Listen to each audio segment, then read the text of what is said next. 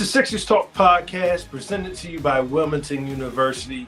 I'm back for the first time in a long time. I'm Ben Berry, joined by the one, the only, the great, the legend, Noah Levick. Noah, how you doing on this fine Friday morning?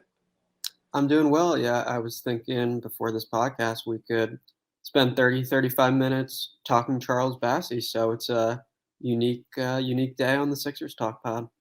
Yeah, so let's get it. Before we jump into it, give us a review, rate, subscribe, follow, 5 stars, anything less. I'm going to consider you a hater. It's Noah Levick. I'm Ben Berry. No Danny Miles. He's taking a day off, waiting in the wings, as he always says about me. We're going to get into the recent reports that the Sixers have 30 players that they're interested in a trade for Ben Simmons. What Noah's working on the website, the last 3 games of this road trip. But we're going to start with the Sixers snapping this losing streak they've been on with a big win over the Nuggets, where we saw the Nuggets coach get ejected. We saw Jokic get slowed down, but they snapped the losing streak. What was your takeaways from how they snapped the losing streak? Yeah, really strong all-around performance. Kind of surprising against a reigning MVP. They didn't need to stress about the final few minutes. Tyrese Maxey played very well again, shot the ball confidently, was effective as a downhill driver and facilitator. But as I mentioned, the main takeaway for me has to be Charles Bassey. Plays 19 minutes, 12 points, 7 boards, 3 blocks. But I think even those numbers perhaps don't fully reflect the impact he had on this game. I mean, when he checked out and Bassey checked in, the Sixers went on this game-turning run. And I think he was just tremendous on both ends of the floor. You don't even really need the caveat for a rookie.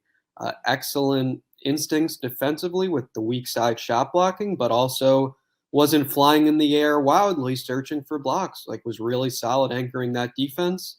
And then you see the athleticism and the springiness with some of the tips and the kind of scoring around the rim offensively. So I was awfully impressed by him, and I thought he was the standout from this game.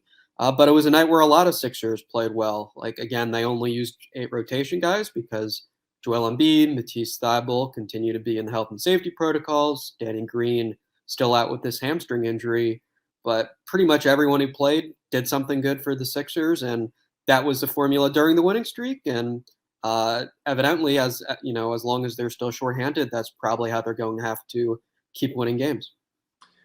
Yeah, I like what I saw out of the guys that was on the floor last night. I like what I saw out of Tyrese Maxey, especially.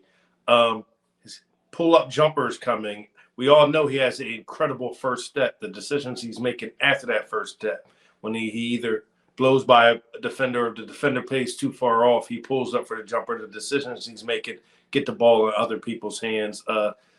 Seth Curry has played phenomenal. It was all-around good performance to watch from the guys the Sixers had on the floor. There's no perfect game because you can always find something to nitpick. But before we get to the nitpicking, Tyrese Maxey and Charles Bassey, who was more, I think you, in previous response, you would probably lean towards Bassey being more impressive. But just to clarify, who was more impressive out of those two for you? Yeah, not meaning to knock Tyrese Maxey at all, but I think we're a little bit used to this from him. He has shown that he's capable of being a good NBA starting point guard, that he doesn't turn the ball over a lot. He makes good decisions. He's dangerous with the ball in his hands. So to me, what was distinct about this game, at least, was Charles Bassey. And I think also, if you're a Sixers fan, there's legit reason here to be excited about the future, right? Like, the guy who was the odd man out in the front court this game was Paul Reed, who I don't think did anything terribly wrong to not be in the rotation. I think actually had some positive moments over the last few games, but you've now got 2 late second round picks, one in his first year, one in his second year, who look to have real NBA qualities. And I think that's just got to be incredibly encouraging. And with Bassey, it just took a while to see it, in part because obviously he's initially going to be behind Joel Embiid and Andre Drummond in the rotation. And then also you had this suboptimal situation heading into the year where the Sixers were figuring out the terms of his contract. So he didn't get to play Summer League. Then he had another, not great situation where he had to miss a preseason game because of a visa situation, wasn't able to travel with the team to Toronto. So he just wasn't getting a lot of reps early in his NBA career. But credit to him for staying ready. And it's really promising, all these skills he have that sure look like they translate to the NBA and that were even working at times against like an MVP player in Nikola Jokic. So obviously now the key is putting it together consistently, and who knows, how regular his minutes are going to be when everyone's healthy. But just the fact that you saw it all last night, and you saw why this guy was a very highly touted high school player, and you saw why he was an NBA prospect, from the time he was a freshman at Western Kentucky. Boy, that's awfully positive to me. And you don't want to discount from how good Tyrese Maxey has been during the losing streak. They certainly weren't losing those games because of the way he was playing. But Charles Bassey, that was unique, and I think that had to be really, really nice to see if you're a Sixers fan, that you've got yet another second-round prospect that seems to have been a good pick by this front office based on what we've seen. Now, Tyrese Maxey's performance it's always fun to watch him play. It's nice to see that he is a starting caliber point guard in this league. He definitely has the ability to do it. But Charles, man, that was just fun to watch. As you said, tight high school player, highly recruited. We got to see every reason why he was all those things, and just to watch it come together against last year's MVP, who's even playing better this year. It was fun to watch. And as you said, like, Paul Reed was the odd man out, and I've liked what I've seen from him from times. I was just wondering, like, Andre Drummond is Andre Drummond, and this isn't shade towards Andre Drummond. I was just contemplating in my head if I would give those two young players more burn, just to give them more opportunities, so when you get to playoffs, they're not like a deer in headlights. What do you think of that idea? It's an interesting idea. I think with Paul Reed, there are definitely avenues for that because he's a guy who can most definitely play both the 4 and 5 spots. And Doc Rivers has shown a willingness to go small at times out of necessity and just lack of bodies, but he's clearly willing to experiment there.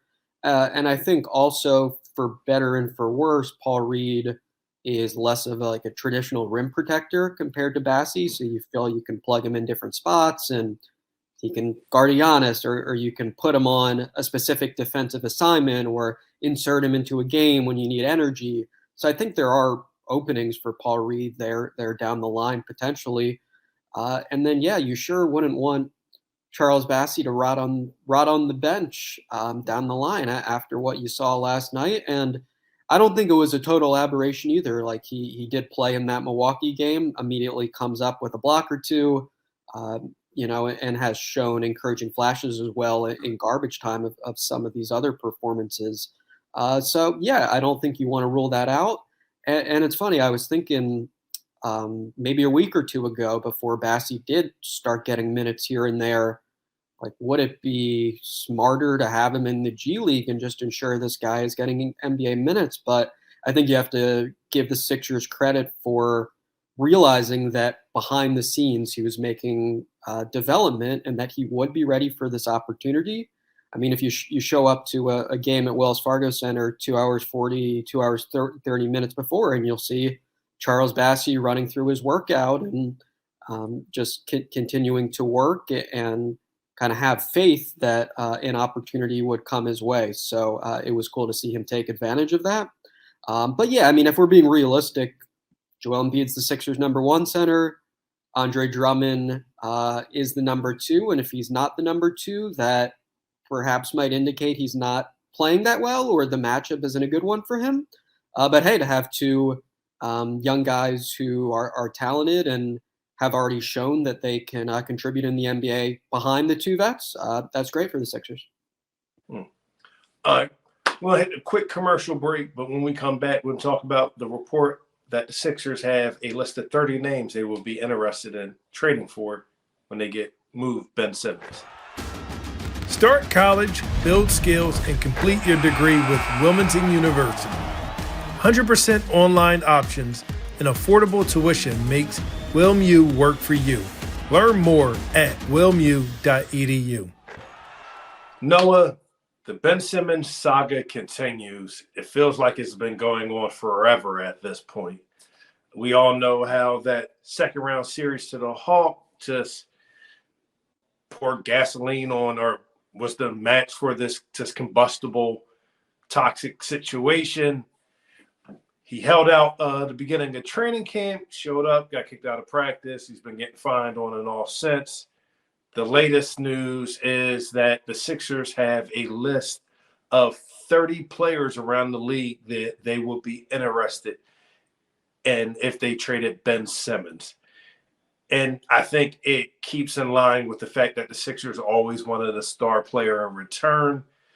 The list of names have Damian Lillard, James Harden, Bradley Beal on the list, all very unlikely to be moved, at least at this point for Ben Simmons.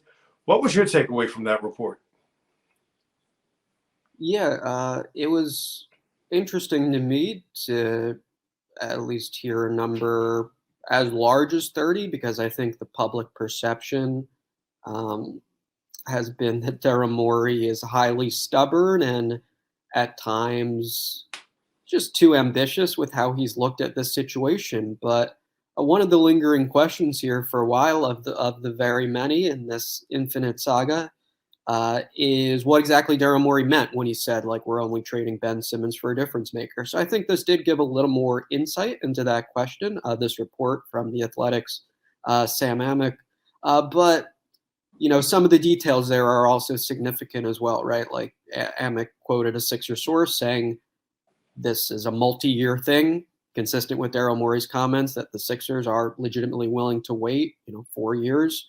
And also, those 30 players aren't all ones that the Sixers could immediately just say, okay, we want that guy, check, the deal is done. Like the report notes that maybe 5 to 10 of them, I forget the exact wording, but essentially like would realistically be available in the next year or two. So that there continues to be a lot of indications that nothing is imminent, either in terms of Simmons returning or in terms of a trade actually happening. And that the Sixers are setting quite a high bar for what would be sufficient as a return in a Ben Simmons trade. But yeah, I think it is probably nice for just in terms of our knowledge of the situation to know, okay, Daryl Morey, it's not just the tier A star that he would have to have in a Ben Simmons trade.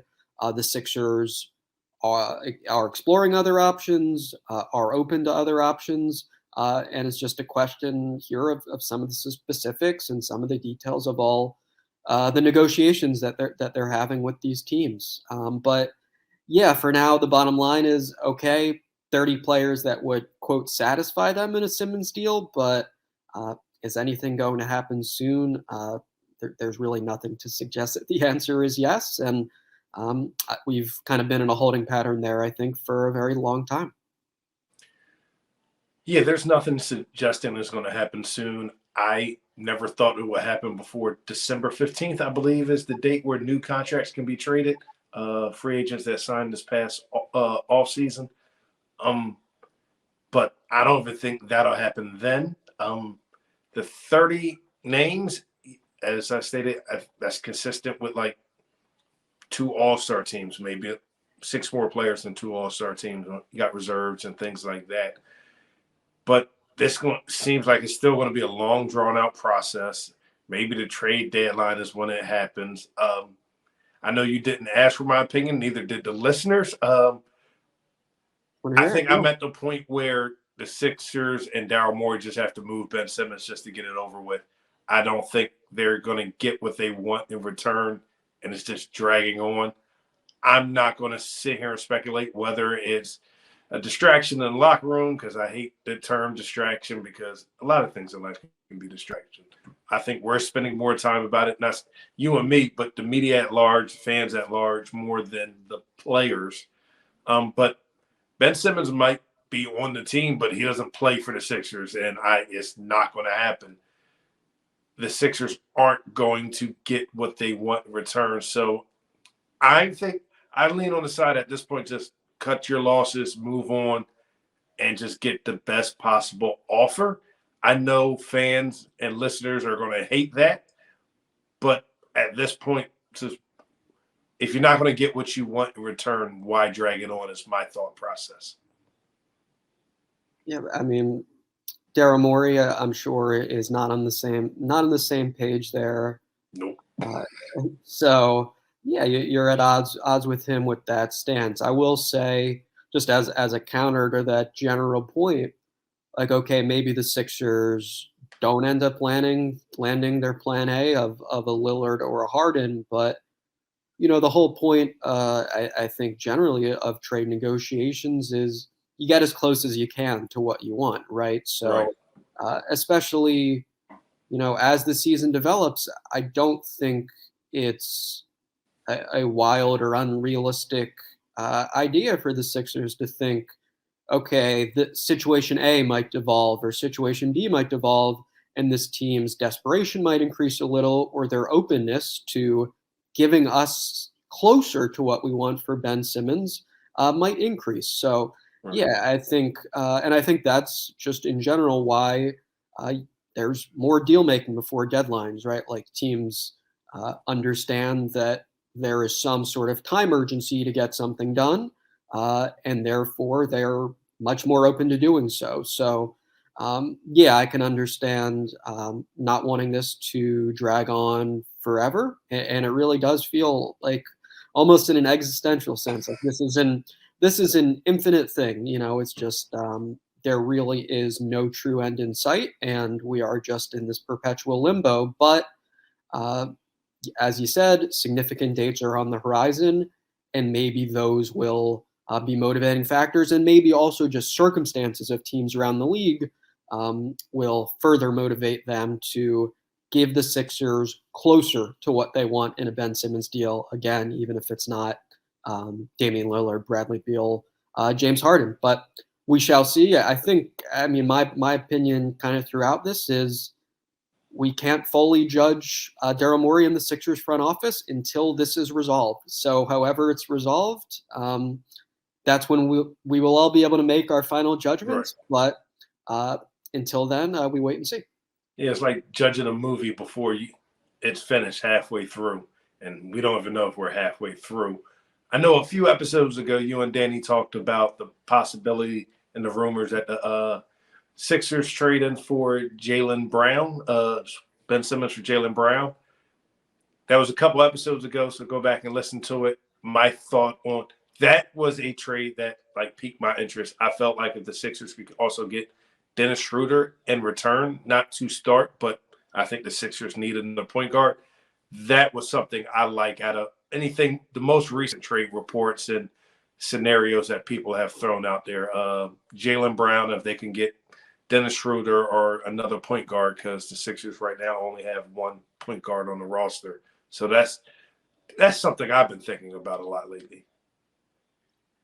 Yeah, for me, Tyrese Maxey has played very, very well.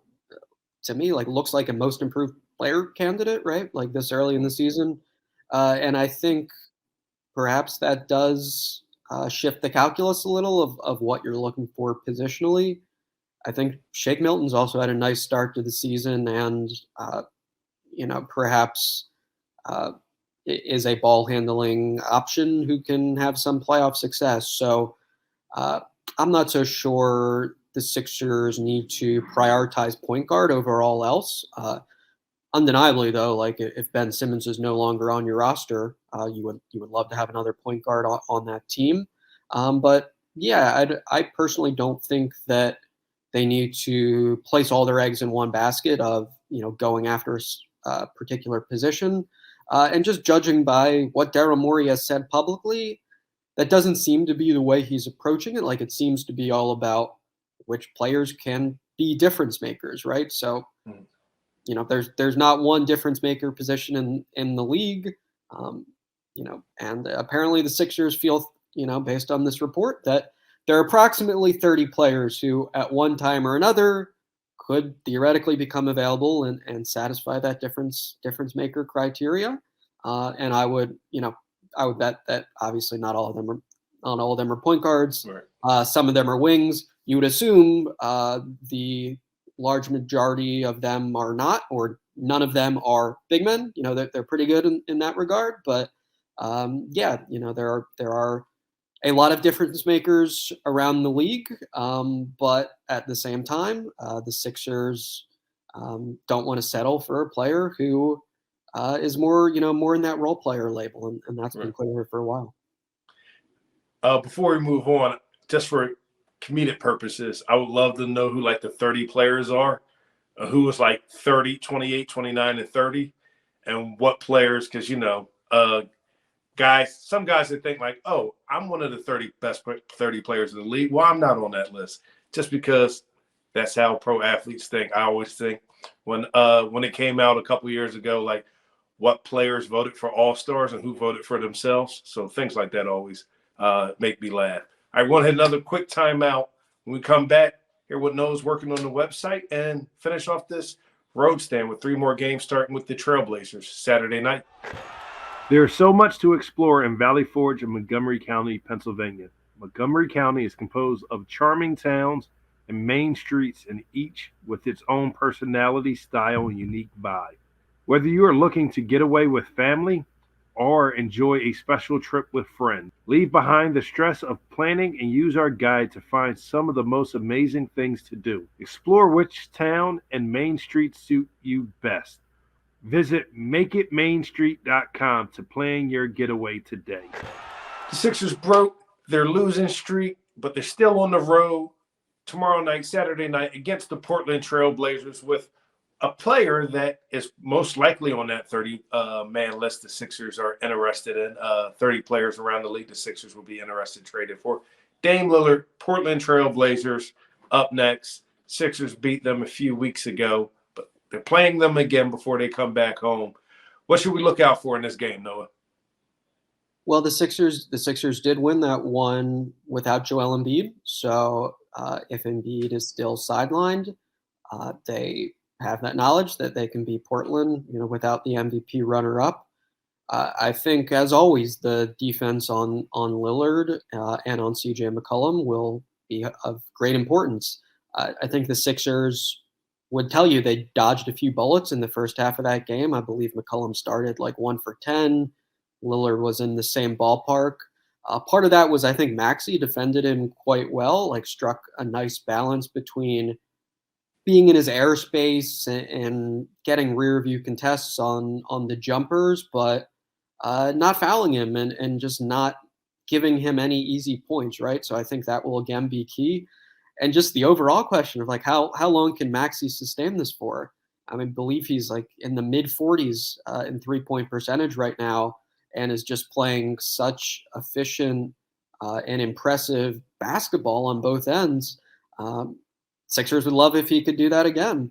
And then if you get a win in Portland, all of a sudden, I think the notion that you can start building positive momentum, that looks legit, because then you have Sacramento up next, which is a 6-9 team in some disarray and just not playing great basketball. So, Tobias Harris said to reporters last night, every game's a must win in our eyes. Obviously, none of these early season games are honestly of immense importance, but it would be nice for the Sixers if they could start another winning streak. And then I think you look down the horizon and it's okay. You beat Sacramento and that's 3 in a row. And this team picks up 3, even 4 wins on this West Coast trip after things look pretty dire at one stage. That would be an excellent return. So potentially sort of a pivotal game here in how this trip pans out for the Sixers. And so Portland follow up by Sacramento. Side note, Sacramento, I had no idea that's where Tristan Thompson played until the other night. I was shocked that he was still in the league. I don't know if that makes me a bad NBA fan or like podcaster, but yeah, when I saw him the other day, I was shocked by that. But Portland, Sacramento, then they follow up they finish the road trip with Golden State with Steph Curry, who has been on fire lately, all year, going back to last season. It'll definitely be nice if they can string they can beat Portland, Sacramento. The game against the Warriors, which how Steph is playing, is really, I don't want to say a toss-up, but the most challenging one, in my opinion. But to stack 3 or 4 wins before coming back home, that would definitely be nice and get to help the Sixers get out this rut, because I think even though it's early in the season, first 20 games into the season are kind of important and not balances things out, but it shows like what problems could occur later in the season, like who a team is at that point, in my perspective. Sure, and the circumstances couldn't have been much more difficult for the Sixers over these first 20. Saying 4 wins might be on the table, I think that would be an incredible return, because as you mentioned, they're wrapping up with the Warriors. Sixers fans will remember Steph Curry scored 49 against the Sixers last season. He's been making that kind of thing look pretty routine this season as well, and is always an extremely tough cover and is playing on a very good basketball team that looks to be, a title contender potentially. So certainly no guarantees that the Sixers will win that game, but you go into that game with 3 wins on the trip, and I think you'd have to be quite pleased with how the team has done on the road. And as we talked about last podcast, though, like in the big picture here, the most important thing is Joel Embiid's health and availability. And the Sixers would love to get Matisse Thybulle back and healthy as well. So we still don't know, when exactly that is going to happen. We've now gone past 10 days, I believe, for both players, but again, with these health and safety protocols, it's like a minimum of 10 days, right? But a lot of it is also just dependent on how guys are doing and feeling. So it would be great for the Sixers if one or both of those guys are back soon, of course. But until they are, they keep playing like they did in Denver, they'll be in pretty good shape, you would think. No, before we get out of here, you're always working on great stuff over at the website, NBCSportsPhiladelphia.com. No, let the listeners know what you're working on.